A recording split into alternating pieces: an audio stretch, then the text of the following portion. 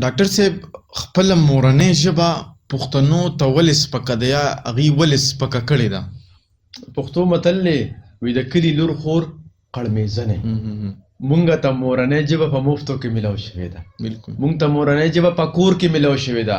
مونږ ته مورنۍ ژبه بې پیسو ملاو شوې ده چې ته انګلیش زده کې نو پیسې به ورکې، چې عربي زده کې پیسې به ورکې، تکلیف به برداشت کې، چې بله ژبه زده کې نو خامخا څه نه څه تکلیف او پیسې به ورکې.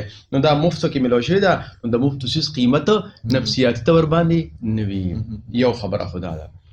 دویم، زمونږ خلکو په ذهن کې کیدی شي دا خیال وي چې پردی ژبه زده کول دا کمال دی، یا د ترقي یافته ملکو ژبه زده کول دا کمال دی. زما په خیال دا کمال نه دی.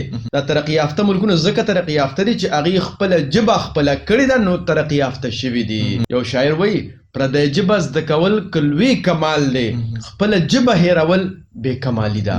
نو دا زمونږ د خلکو ناپوهتیا ده چې دې ملکونو ځکه ترقي کړې ده چې دي یا انګلیش وایي یا پردی ژبې وایي، حالانکې داسې نه ده، بلکې هغوی خپله ژبه خپله کړې ده نو ځکه کمال ته رسېدلي دي.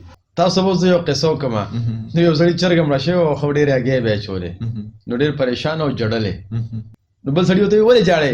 وایي یاره چرګه مې مړه شوې ده. نو هغه ورته یاره زما نیا مړه شوې، زه دومره نه جړم څومره چې ته چرګې پسې جاړې. نو زما چرګې خو به هګۍ اچولې، ستا نیا به څه کول؟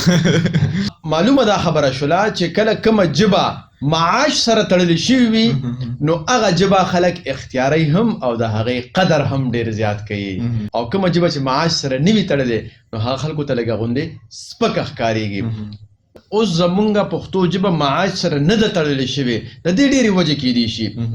یو خو په ډېره بښنه سره کوم خلک چې د پښتو استادان دي هغوی معاشي حالت وګوره، نو چې هغوی ته خلک ګوري نو خلک بوی دا د پښتو استاد دی، پښتو ښایي چې د ده دا حال دی، نو که زه خپل زوی ته یم چې د پښتو استاد شي نو د به څه حال وي.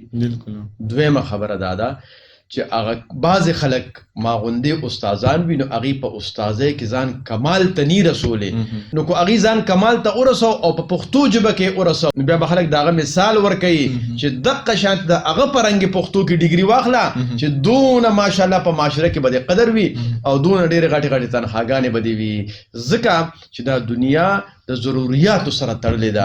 نو کله چې د یو انسان ضروریات د ژبې نه پوره کیږي نو بیا نسبتاً خلک هغه اړخ ته زور ډېر زیات کوي، او همدغه وجه ده چې دا ایرې غیرې ژبې زده کوي ګورې د علم دپاره یې نه زده کوي، هم د پیسو دپاره یې زده کوي.